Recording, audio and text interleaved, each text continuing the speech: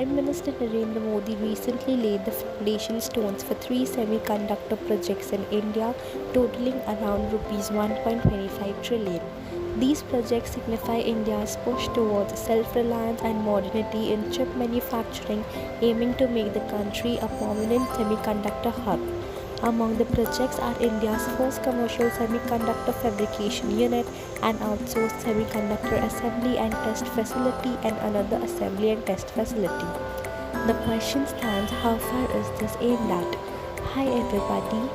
And Indian Prime Minister Narendra Modi is all set to inaugurate India's Techade Chips for Viksit Bharat event today via video conferencing. The government is heavily investing in these projects to promote research, innovation and economic growth. These initiatives aim to address the chip shortage experienced during the pandemic and reduce dependency on international supply chains. The semiconductor plants are expected to create over 50,000 jobs initially, with plans for more in future. Prime Minister Modi ji emphasized India's commitment to leading Industry 4.0 and becoming a global power in semiconductor manufacturing. These efforts signify India's strides in various sectors, aligning with its goal of development and self-sufficiency. A question pertinent to this scenario could be, how will the semiconductor projects in India impact both the country's economy and its global semiconductor industry positioning? The economic impact would include: number one is job creation. The semiconductor projects are anticipated to create thousands of direct and indirect jobs across manufacturing, research, development, and associated service. For example, the establishment of semiconductor fabrication units and assembly facilities will require a skilled workforce, leading to job opportunities in various sectors. Number two is GDP growth. Increased semiconductor manufacturing activity will contribute to GDP growth by attracting investment, stimulating export, and boosting overall economic activity.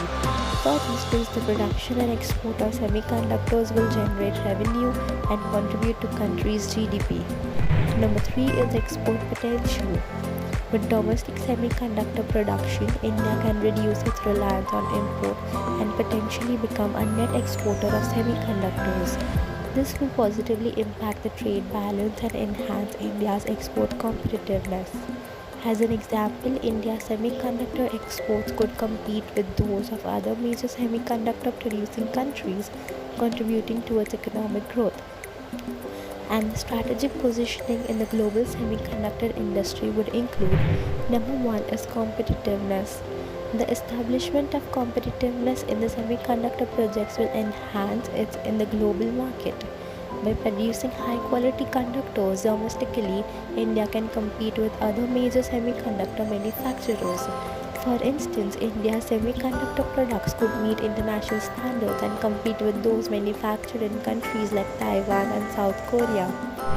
Number two is supply chain resilience. Domestic semiconductor production will reduce India's dependency on imports, enhancing its supply chain resilience. This is particularly important in the wake of supply chain disruptions such as those experienced during the COVID-19 pandemic.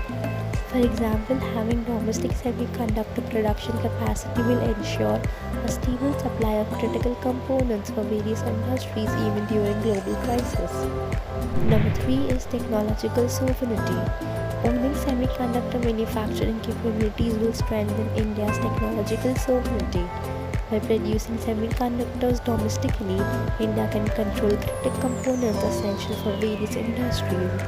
For instance, India can reduce its reliance on imported semiconductors for defense, aerospace, and other strategic sectors, thereby enhancing its technological independence. Hope you liked the video. Let's unlock together your full potential and achieve remarkable success in the world of business. If you're new to the channel, do like, share and subscribe for more such content related to business and finance. Till then, goodbye everyone.